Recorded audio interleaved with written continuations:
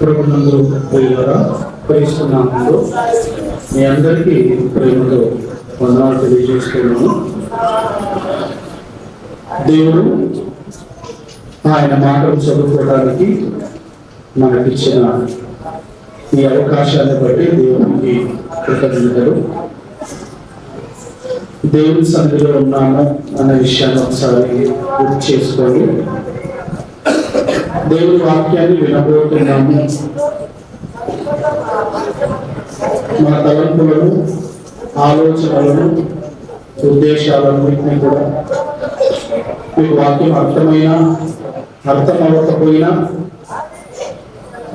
ఒకరిని ఆటంకపరచకూడదు, మనం ఒకరికి ఆటంకంగా ఉండకూడదు అనే విషయాలను గమనించండి. దయవి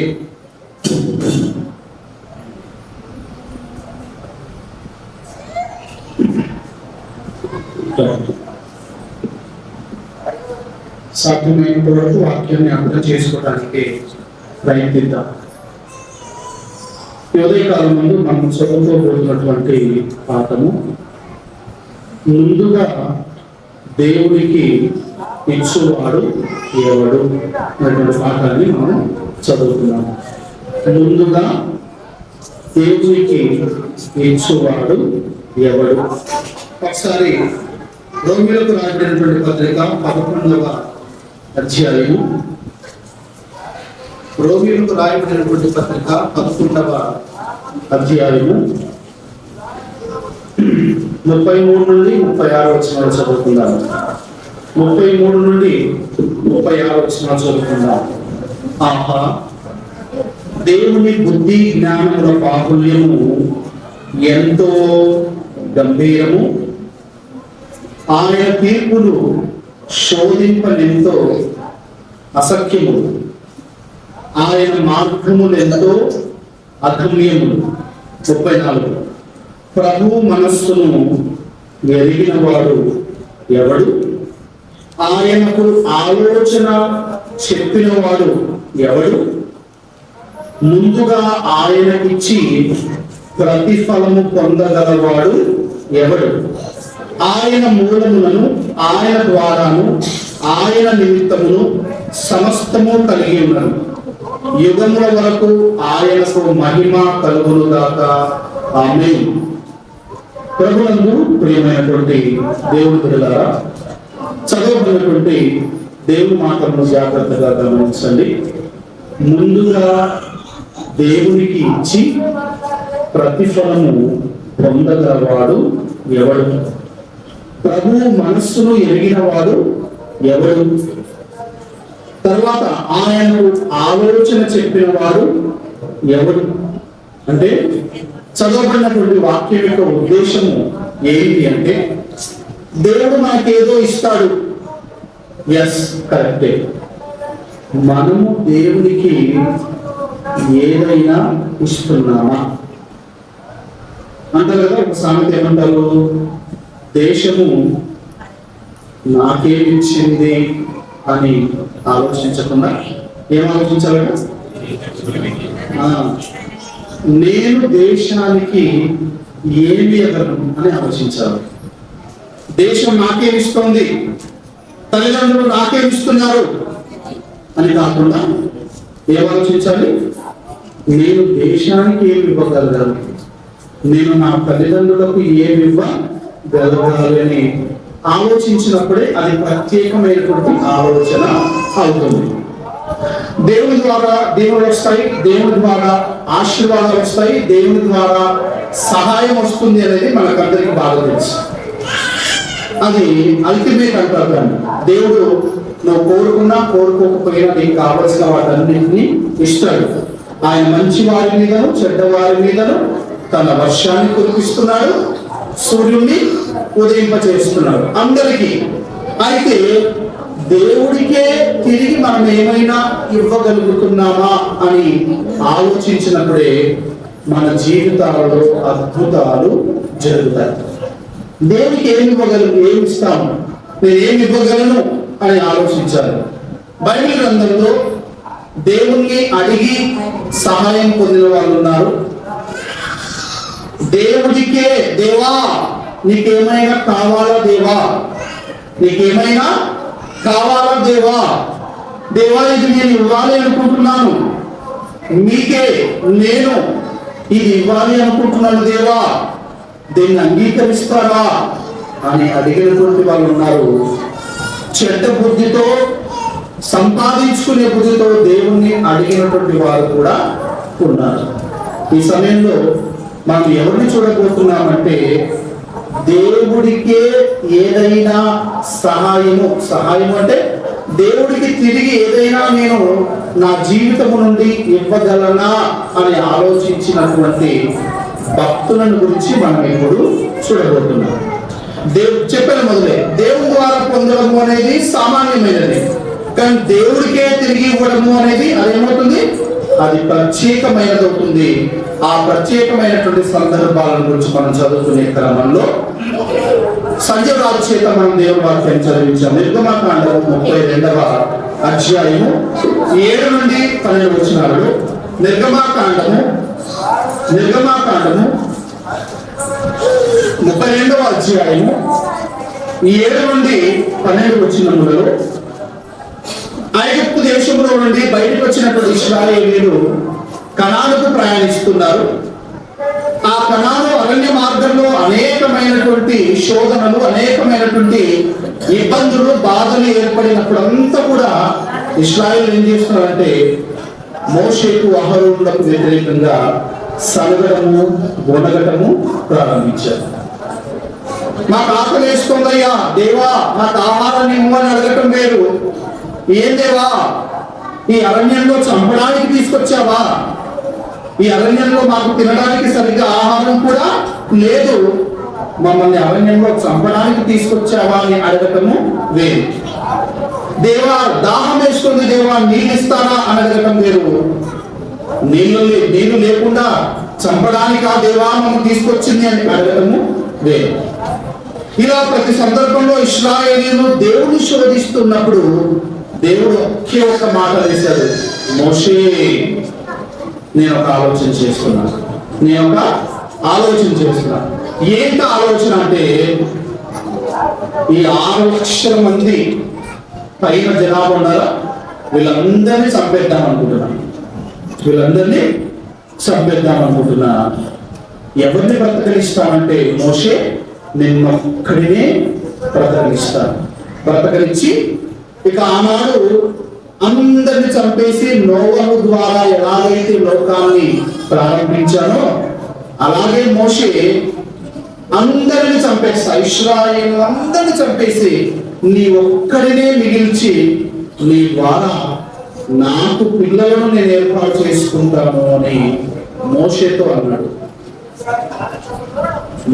అన్నప్పుడు మోషే అన్నాడు, ప్రభువా అలా వద్దు, ఒకవేళ కనుక నువ్వు అరణ్యంలోనే నీ బిడ్డలను చంపేస్తే చుట్టూ ఉన్నటువంటి రాజ్యాలు ఏమో మాట్లాడుకుంటారు అంటే, ఇక ఇంత చేతగాని తనము చంపడానికేనా దేవుడు ఇశ్రాయేలీయులను ఆ ఐగుప్తులో 10 అద్భుతాలు చేసి బయటకు తీసుకొచ్చాడు, ఇంత మాత్రంకేనా అని నేను తక్కువ చేసి మాట్లాడతారయ్యా కదా, నేను తూలను ఆడతారు, నీ నామమునకు అవమానము కలుగుతుంది. అమ్మా కష్టం చెప్పండి, చదువుకోండి, కాస్త వీలైనంతగా ఎంత వీలైతే అంత దయచేసి చదువుకోండి. వెనకున్నటువంటి వారికి కాస్త స్థలం చాలట్లేదు.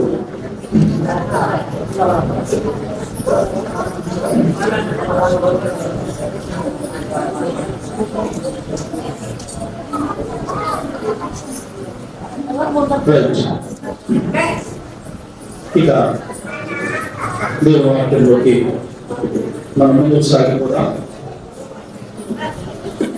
దేవుడు మోషేకి ఇస్తున్నటువంటి ఒక గొప్ప వరం ఏంటి అంటే, మోషే ఇంతమంది ఉండగా నేను ఎవరిని ఎన్నుకుంటాను అంటే, యునానిమస్, మనము అప్పుడప్పుడు ఓట్లు జరిగేటప్పుడు చూస్తుంటాం. ఏమి చూస్తుంటామంటే ఒకవేళ ఎవరినైనా యునానిమస్ గా ఎన్నుకుంటే ఆయన కొన్ని బహుమానాలు ఇస్తారు. నన్ను మీరు యునానిమస్ గా ఎన్నుకుంటే నేను మీకు ఈ ఊరికి ఇది చేస్తాను, ఈ ఊరికి అది చేస్తాను, నన్ను సర్పంచ్గా నన్నే గెలిపించాను. యునానిమస్ గా అందరూ ఏకగ్రీవంగా నన్నే గెలిపిస్తే ఈ గ్రామానికి ఈ పట్టణానికి నేను దీన్ని చేస్తాను. దేవుడు ఇక్కడ మోషేతో అంటున్నాడు, మోసెస్ యు ఆర్ యునానిమస్, నిన్నొక్కనే నేను ఏకగ్రీవంగా ఎన్నుకుంటున్నాను, నిన్ను గొప్ప జనంగా నేను చేస్తానంటే మోషే అన్నాడు, వద్దు ప్రభువా. ఎందుకు అంటే ఒకవేళ ఇలా చేస్తే కనుక Moses will become a great man, మోషే గొప్పవాడు అవుతాడు, కానీ దేవుడు ఏమవుతాడు? అన్యాయస్తుడు అవుతాడు. మోషే గొప్పవాడయ్యేది తర్వాత దేవుడు మాత్రం అన్యాయస్తుడు కాకూడదు. వద్దయ్యా వీళ్ళని బ్రతికించు అన్నాడు. వీళ్ళని బ్రతికించు అంటే దేవుడు అన్నాడు, మోషే వీరు అసలు మెడవంచని జనాంగము, అసలు వీరు నా మాట వినటం లేదు, నువ్వు ఎంత చెప్పినా నేనైతే వీళ్ళని మాత్రం విడిచిపెట్టేది లేదు అంటే చివరికి మోషే అన్నాడు, ప్రభువా వారి పాపాలన్నీ కూడా నా మీద వేసి ఏం చెయ్యి, నా పేరు జీవ గ్రంథములో నుండి తుడిచిపోయి వారిని మాత్రము బ్రతికించు. ఎందుకు ఇంతగా అడుక్కుంటాడంటే నేను నమ్మిన దేవుడు అన్యాయస్తుడుగా లోకానికి కనబడకూడదు. ఈ సందర్భాన్ని ఇంటికి వెళ్ళి చదవండి. ఇక్కడ దేవుడు మోషేకి ఏమైనా ఇస్తున్నాడా, లేకపోతే మోషేనే దేవుడికి ఏమైనా ఇస్తున్నాడా? ఆ మాట అనకూడదు. మోషే దేవుడికి ఇస్తున్నాడు అనే మాట అనకూడదు. కానీ ఈ సందర్భాన్ని చదువుతే మాత్రం ఏమనిపిస్తుందంటే మోషేనే ఏం చేస్తున్నాడు? దేవుడికి తిరిగి ఏదో ఇస్తున్నాడు.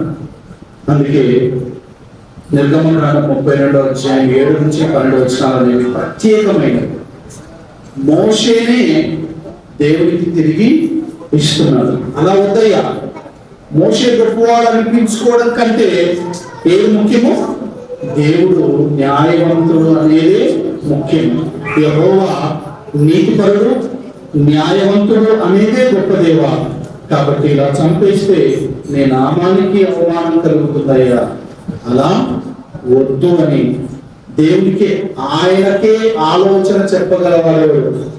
దేవుడికి ఆలోచన చెప్పగలవాడేవాడు అంటే దేవుని పక్షాన ఆలోచించేటువంటి వాడు ఎవడైనా ఉన్నాడా?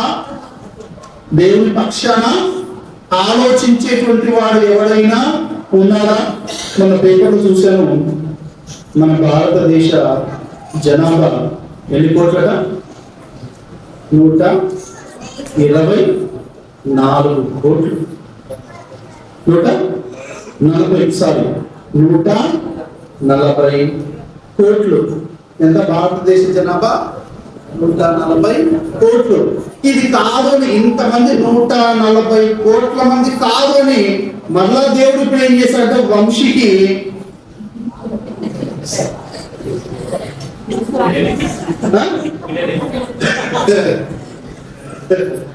బిడ్డగా సార్ కొడుకు పుట్టాను మాకి కదా,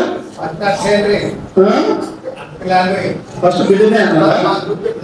అంటే మీరు అర్థాలు పెట్టుకోలేకుంటారు. 140 కోట్ల మంది కాదని మళ్ళీ ఇప్పుడు దేవుడు వంశీకి ఏం చేశాడు? కొడుకులు ఇచ్చాడు. 140 కోట్ల మంది దేవుడికి సరిపోరా? ఒకసారి ఆలోచించండి. ఈ వాక్యం వచ్చేవారని చెప్తాను, ఈ వాక్యము వచ్చేవారని చెప్తాను, గుర్తుపెట్టుకోండి. ఓకేనా?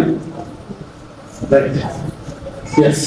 సో ఎప్పుడు దేవుడి నుంచి ఏదైనా వస్తే, దేవుడు నాకు ఇది ఇస్తే, దేవుడు నాకు అది ఇస్తే అని ఆలోచిస్తున్నాము, మంచిదే. ఎందుకంటే దేవుడు ఇచ్చేవాడు, మనము తీసుకునేవాళ్ళము.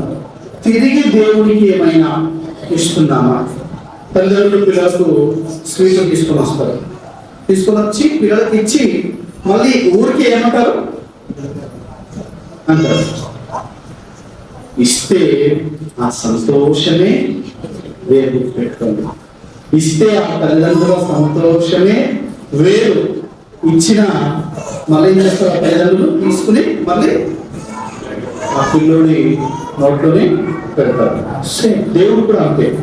మన ప్రేమ ఎక్కడి నుంచో రాలేదు. ఎక్కడి నుంచి వచ్చింది? మనకున్న ఈ ప్రేమ అంతా కూడా దేవుడి దగ్గర నుంచే వచ్చింది. దేవుడి దగ్గర నుంచే మనం నేర్చుకున్నాం. కాబట్టి దేవుడు మనకి ఇస్తున్నాడు. మనము దేవుడికి ఏమైనా ఇస్తున్నామా? ఇవ్వగలుగుతున్నామా? ఇవ్వగలిగితే కనుక యు ఆర్ బ్లెస్డ్ డబుల్. మన కుటుంబ ప్రార్థనలో చెప్పాను కదా, రెండంతలుగా దేవుడు మనలను ఆశీర్వదిస్తాడు. ఓకేనా? కాబట్టి మోషే కూడా దేవుడికే తిరిగి ఏదైనా ఇద్దాము. మోషే గొప్పవాడవడం కంటే కూడా ఇక్కడ ఎవరు గొప్పవాడవ్వాలి? దేవుడే గొప్పవాడవ్వాలి అనుకున్నాడు. మరి మనం కూడా అలా దేవుని విషయమై ఆలోచిస్తున్నామా?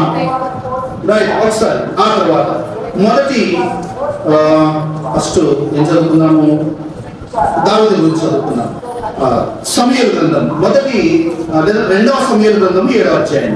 రెండవ సమూయేలు గ్రంథము 7వ అధ్యాయము.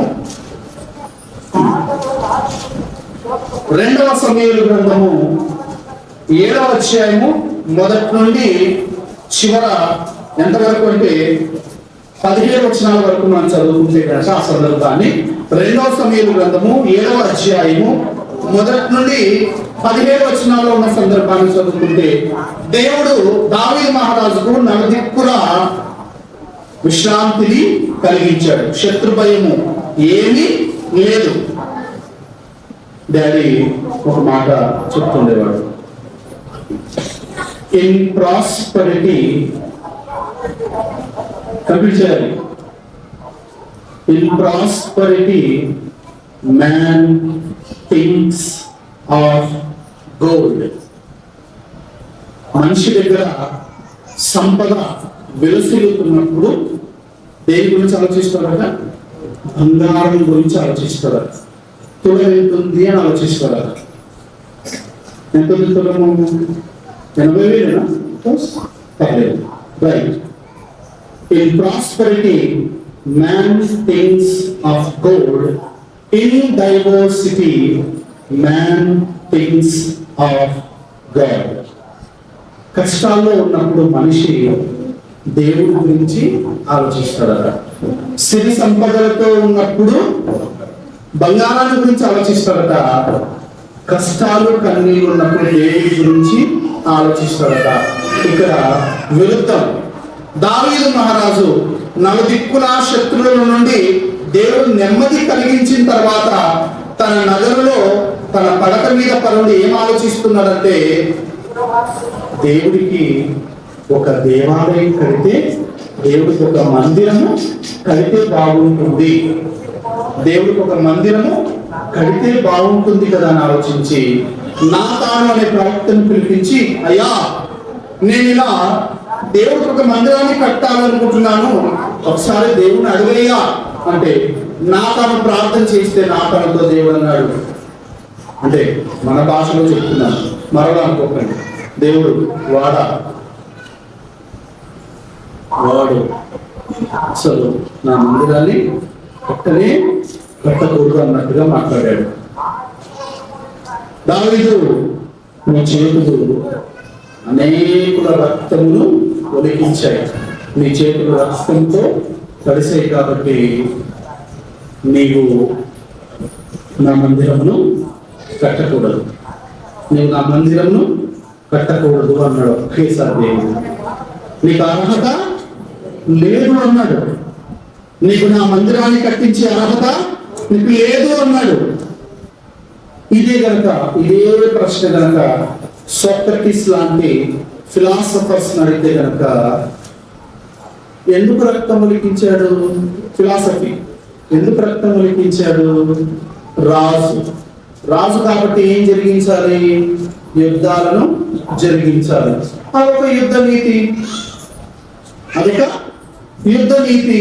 ఈ యుద్ధ నీతి ప్రకారంగా ఖడ్గం చేత రక్తం ఒలికించకుండా ఏం ఒలికించాలి అని మాట్లాడతారు. కరెక్ట్గా కాదు చెప్పేది.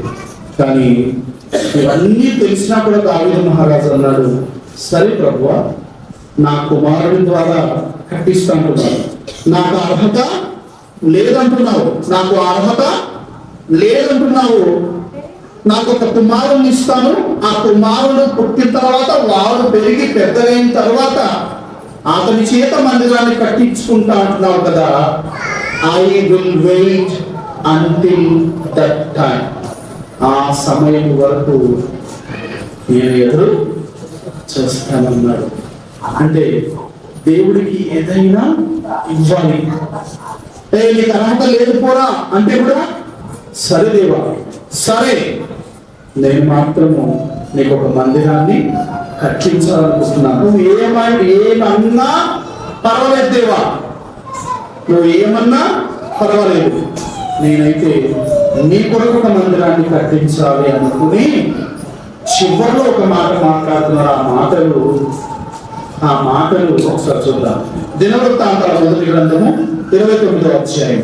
దినవృత్తాంతాల మొదటి గ్రంథము, దినవృత్తాంతాల మొదటి గ్రంథము చివరి అధ్యాయం 29వ అధ్యాయం.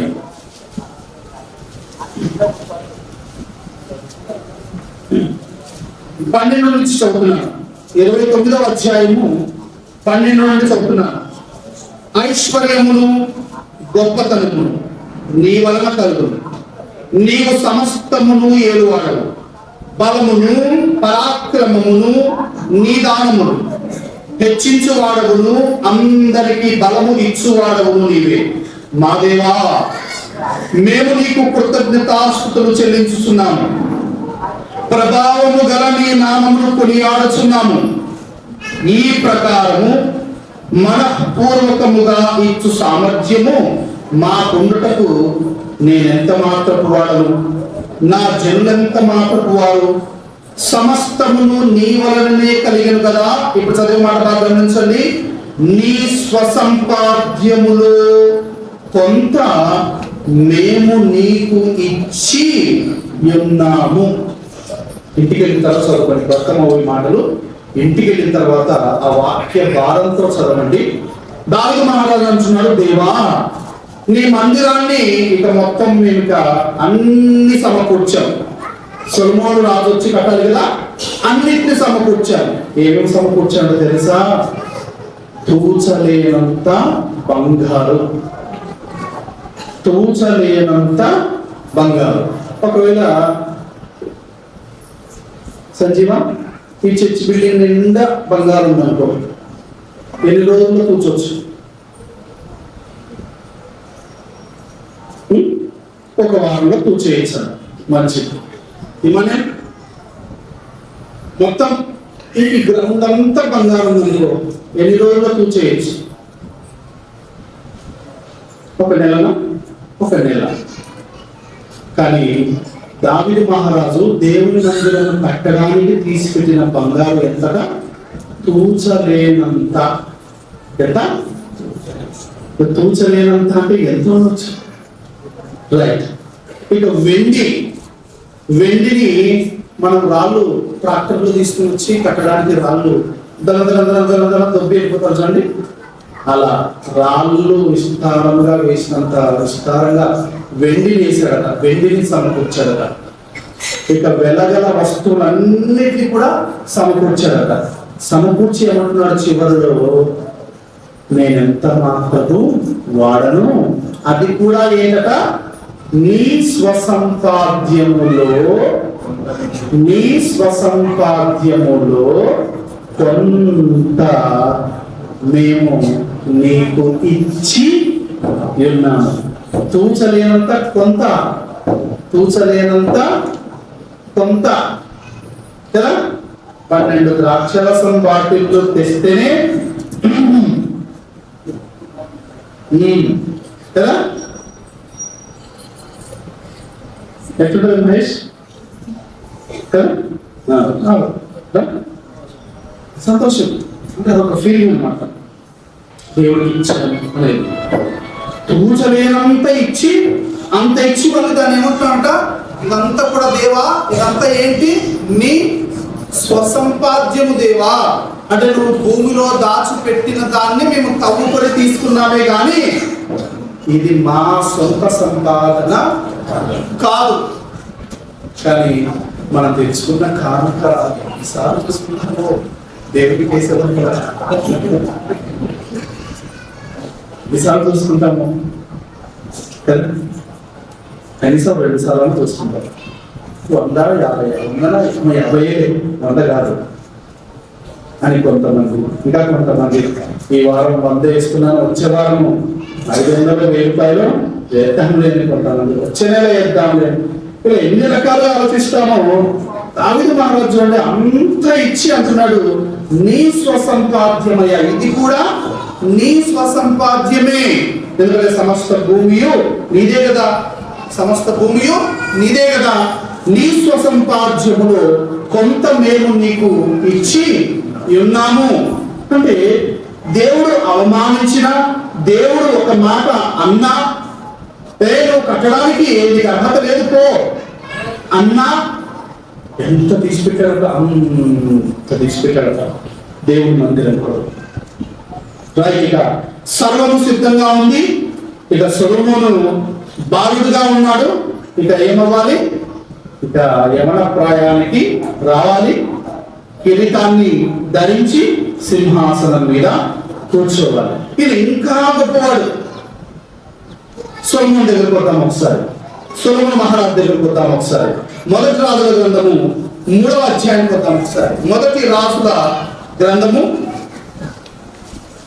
మొదటి రాజుల గ్రంథము 3వ అధ్యాయం. సో రైట్ తీసుకున్నాం అందరూ. అసలు ఏం నేర్చుకుంటున్నాము? పాఠం ఏంటి మర్చిపోయా? అంటే పాఠం పేరు చెప్పకుండా దాని అర్థం చెప్పండి. ఏం నేర్చుకుంటున్నాం? అసలు ఏం నేర్చుకుంటున్నాం?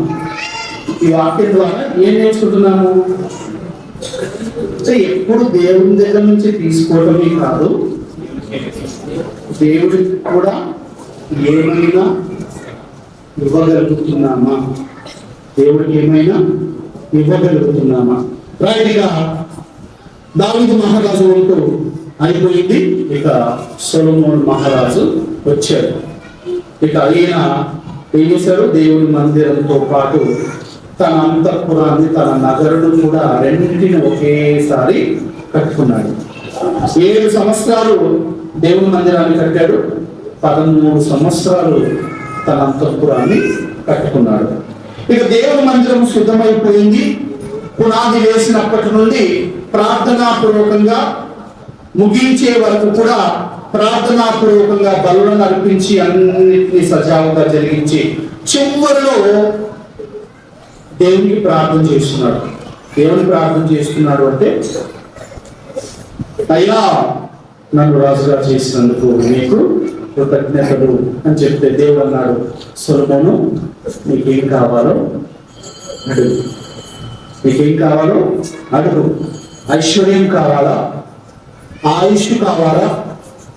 కదా, రాజ్యములు కావాలా? ఏం కావాలి? ఘనత కావాలా? మహిమ కావాలా? ఏం కావాలో అడుగు సొలొమోను అంటే ఏమడిగాడు సొలొమోను? ప్రభువా, నన్ను నీ ప్రజల మీద రాజుగా చేశావు, నీ ప్రజలను జ్ఞానంతో పరిపాలించేటువంటి, నీతి న్యాయకులతో పరిపాలించే జ్ఞానాన్ని నాకు ఇవ్వు. ఎందుకు అంటే వీరు ఎవరు? వీరు నీ ప్రజలు. నీ ప్రజలను ఎలా పడితే అలా పాలించడము సరి కాదు. దేవుని బిడ్డలను ఎలా పడితే అలా పరిపాలించడం సరి కాదు. జ్ఞానంతో, విశేషమైనటువంటి జ్ఞానంతో నీ బిడ్డలను నేను పరిపాలించాలి. వారి అవసరాలు ఏంటో తెలుసుకోవాలి, వారి అవసరాలు ఏంటో తీర్చాలి. వారు అడిగినా అడగకపోయినా, అడగక ముందైనా అడిగిన తర్వాత అయినా వారి అవసరాలన్నింటినీ కూడా తీర్చేవాడిగా నేను ఉండాలి. కాబట్టి అంత జ్ఞానాన్ని నాకు ఇవ్వు. నన్ను ఆ మాట ఒకసారి చదువుకున్నా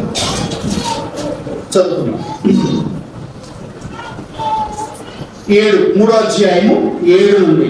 నా దేవా యెహోవా, నీవు నా తండ్రి అయిన దావీదునకు బదులుగా నీ దాసుడనైన నన్ను రాజుగా నియమించి ఉన్నావు.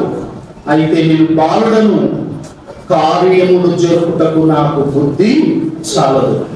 నీ దాసుడనైన నేను నీవు కోరుకున్న జనుల మధ్య ఉన్నాను. వారు విస్తరించి ఉన్నందున వారిని లెక్క పెట్టుటయు వారి విశాల దేశమును తనిఖీ చేయుటయు అసాధ్యం. ఇంత గొప్పదైన నీ జనమునకు న్యాయము తీర్చగలవాడెవడు? కాబట్టి నేను మంచి చెడ్డలు వివేచించి నీ జనులకు న్యాయము తీర్చున్నట్లు నీ దాసుడనైన నాకు వివేకము గల హృదయము దయచేయుము. సొలొమోను చేసిన ఈ మనవి ప్రభువునకు అనుకూలమాయను గనుక దేవుడు అతనికి ఇలాగు సెలవిచ్చాడు, దీర్ఘాయువునైనను ఐశ్వర్యమునైనను నీ శత్రువుల ప్రాణమునైనను అడుగక న్యాయములను గ్రహించుటకు వివేకము అనుగ్రహించుమని నీవు అడిగితివి. నీవు ఇలాగ అడిగినందున నీ మనవి ఆలకించుచున్నాను. బుద్ధి వివేకములు గల హృదయము నీకు ఇచ్చుచున్నాను. పూర్వీకులలో నీ వంటి వాడు ఒకడును లేడు, ఇక మీదట నీ వంటి వాడు ఒకడును ఉండడు. మరియు నీవు ఐశ్వర్యమును ఘనతను ఇమ్మని అడగకపోయినను నేను వాటిని కూడా నీకు ఇచ్చుచున్నాను. అందువలన నీ దినములన్నిటను రాజులలో నీ వంటి వాడు ఒక్కడైనను ఉండడు. దేవుడు దీర్ఘాయువు కావాలా, ఐశ్వర్యం కావాలా, ఏం కావాలి అడుగు సొలొమోను అంటే సొలొమోను అడిగాడు, దీర్ఘాయువు లేదు. మనము చరిత్రలో చూస్తుంటాం, అనేక మంది తపస్సులు ఎందుకు చేస్తారట కదా. పలాని వాడి ప్రాణం చిలకలో ఎందుకు పెట్టుకున్నాడు? ఎవరు చంపకూడదు, అంతేనా? పలాని వాడి ప్రాణము కదా అక్కడ ఉంది, ఇక్కడ ఉంది, 7 సముద్రాల అవతల ఉంది. ఎందుకు పెట్టుకున్నాడు 7 సముద్రాల అవతల అంటే చనిపోకుండా చిరంజీవిగా అలాగే నేను ఉండాలి, ఎల్లకాలము నేను ఉండాలి. దాన్ని ఏమంటారు అంటే దీర్ఘాయువు అంటారు. దీర్ఘాయువు కావాలా, ఐశ్వర్యం కావాలా, ఏం కావాలి సొలొమోను అడుగు అంటే ఇవన్నీ ఏమవుతాయా? నీవు కోరుకున్న నీ ప్రజలను మంచి చెడ్డలను ఎరిగి నీ ప్రజలను పరిపాలించే మంచి చెడ్డల తెలివిని జ్ఞానాన్ని నాకు ఇవ్వు అని అడిగితే సొలొమోను చేసిన ఈ మనవి దేవునికి ఇష్టమైనట. అసలు ఏం ఆలోచించవు సొలొమోను అంటే నా ప్రజల కొరకు ఆలోచిస్తున్నాను. నీ దీర్ఘాయు కొరకు ఆలోచించట్లేదు, నీ ఐశ్వర్యం కొరకు ఆలోచించట్లేదు, నీ రాజ్య విస్తరణ కొరకు ఆలోచించకుండా నా ప్రజలను ఎలా పాలించాలని అడుగుతున్నావు అని దేవుడు సంతోషించి నీవు అడగకపోయినా నీకు ఐశ్వర్యము ఇస్తున్నాను, దీర్ఘాయువును ఇస్తున్నాను. అంటే ఈ సందర్భంలో దేవుడికే తిరిగి ఏమైనా ఇవ్వాలి, దేవుడికే తిరిగి ఏమైనా ఇవ్వాలి అనుకుంటున్నాను. కానీ మనము దేవుడిచ్చినటువంటి ఈ దేహాన్ని కూడా సక్రమంగా తిరిగి దేవుడికి అప్పగించడం లేదు. మట్టికి వెళ్ళే లోపల కిడ్నీనా చెడిపోతుంది కదా, ఇంకా ఏవేవో చెడిపోతున్నాయి. ఎందుకుమా? మన అలవాటు మన దేహాన్ని కూడా దేవుడికి సరిగ్గా మనం ఇవ్వటం లేదు. ఇక ఎక్కడ దేవుడికి తిరిగి ఇవ్వాలి, దేవుడికి ఇవ్వాలి అనే ఆలోచన ఇంకెక్కడ కదా. ఇక కొత్త నిబంధనకు వచ్చేసి కొలస్సీయులకు రాసినటువంటి పత్రిక, కొలస్సీయులకు రాయబడినటువంటి పత్రిక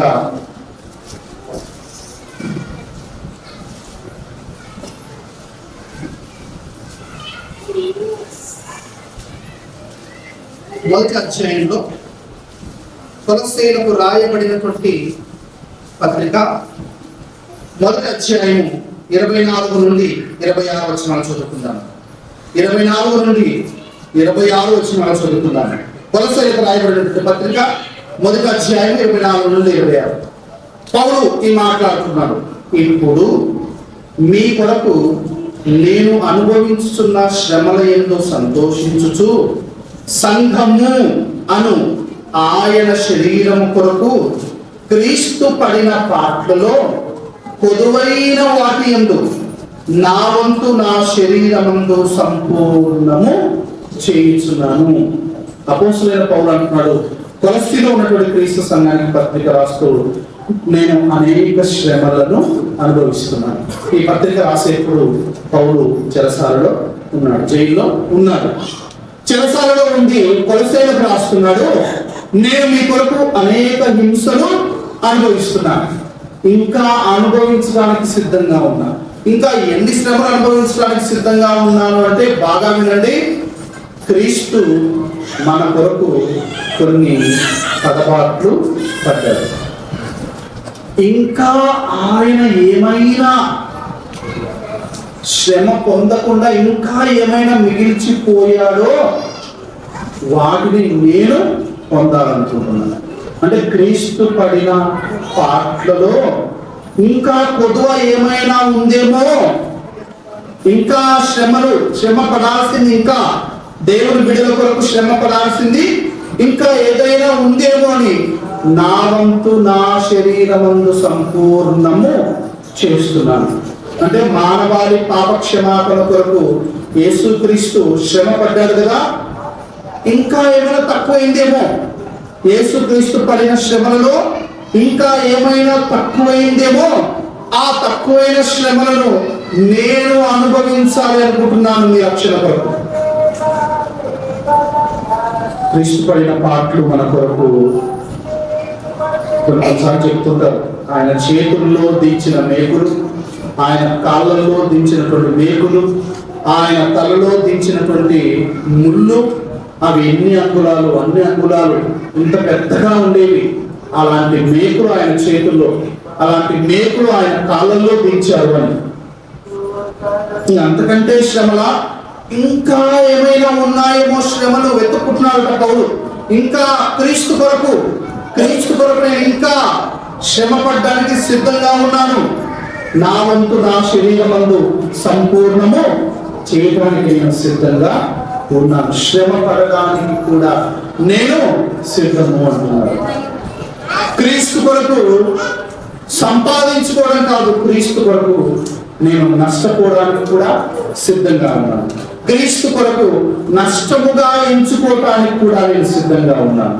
క్రీస్తు కొరకు. తర్వాత ఫిలిప్పీలకు రాయబడిన పత్రిక, ఒక రెండు పేజీలు వెనక్కి రండి.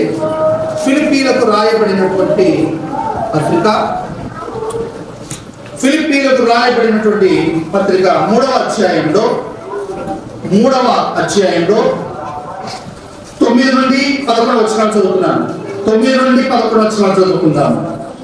క్రీస్తును సంపాదించుకుని ధర్మశాస్త్ర మూలమైన నా నీతిని గాక క్రీస్తునందరి విశ్వాస మూలమునైన వలనైన నీతి అనగా విశ్వాసమును బట్టి దేవుడు అనుగ్రహించు నీతి గలవాడనే ఆయనను అగపడి నిమిత్తం.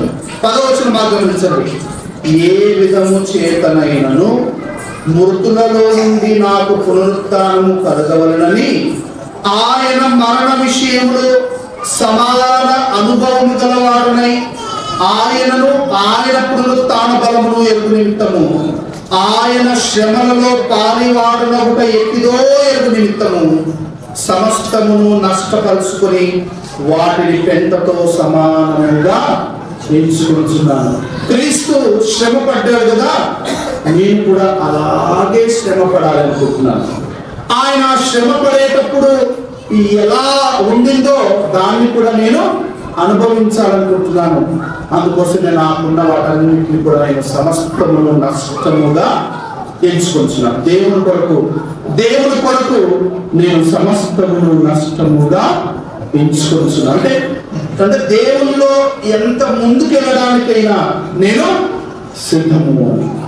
అందుకే ప్రారంభంలో చెప్పాను, దేవుణ్ణి అడిగి సహాయం పొందిన వాళ్ళు ఉన్నారు. దేవుడికి ఏదైనా ఇవ్వగలమా? జక్కయ్య ఉన్నాడు, లూకాసు వార్త 19వ అధ్యాయంలో. పొట్టి జక్కయ్య ఉన్నాడు. యేసుక్రీస్తు ఆయనను ఇంట చేర్చుకోగానే ఏమన్నాడు?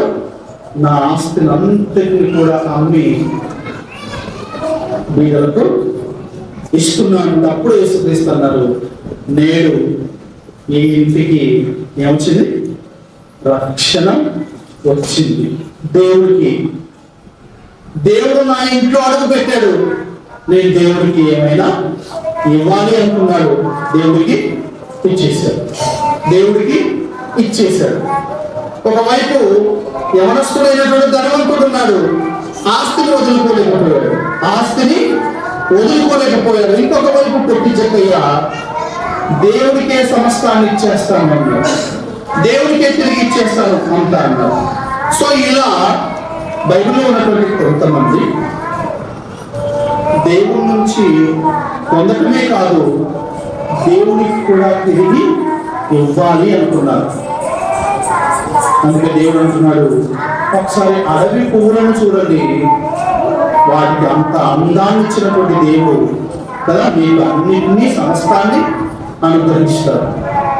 కాబట్టి రేపటిని గూర్చి చింతింపబడి కదా, మీరు అడగక ముందే మీకు అక్కరగా ఉన్నవేవో మీ కన్న తండ్రికి తెలియను. ముందు ఆయన రాజ్యమును నీతిని వెతకండి, అప్పుడు అవన్నీ మీకు అనుగ్రహింపబడును. ఓకేనా? ఆహారాల గురించి, వస్త్రముల గురించి, ధనముల గురించి ఆలోచిస్తున్నారా? ముందు దేవుడి రాజ్యాన్ని, ఆయన నీతిని వెతకండి, అప్పుడు మీకు ఏం కావాలో వాటన్నిటిని కూడా దేవుడు అనుగ్రహిస్తాను అన్నారు. కాబట్టి ఆ విషయాలన్నీ గుర్తుంచుకోండి. దేవుడు మనకి ఇస్తున్నాడు, దేవుడికి కూడా ఏమైనా నేను ఇవ్వగలనా? అది నీ హృదయం అవ్వచ్చు, నీ పూర్తి జీవితమే అవ్వచ్చు, నీ శాశ్వత కాల సంపద అవ్వచ్చు, ఏదైనా అవ్వచ్చు. ఏమి ఇవ్వగలుగుతున్నామో దేవుడికి ఆలోచిద్దాము. ముందుగా ఆయనకిచ్చి ప్రతిఫలము పొందగలవాడు లేడు. ఆయన ఇచ్చిందే మరలా దేవుడికి మనం ఇవ్వాలి. ఈ దేవం ఆయన ఇచ్చిందే మరలా ఆయనకి ఇవ్వాలి. మన సంపాదన ఆయన ఇచ్చిందే మరలా తిరిగి ఆయనకి ఇస్తే రెండంతలుగా నేను ఆశీర్వదిస్తానని దేవుడు చెప్పాడు. ఆయన స్వసంపాద్యము, ఈ లోకమంతా కూడా ఆయన స్వసంపాద్యము అని దావీదు అన్నాడు. ఆ విషయాన్ని దృష్టిలో ఉంచుకొని దేవుడికి ఇవ్వడానికి మనం సిద్ధంగా ఉంటే దేవుడు సంతోషపడతాడు. దేవుడు మనలను దీవించి ఆశీర్వదించినాక అందరికి మరొకసారి వందనాలు తెలియజేస్తూ ముగిస్తున్నాం.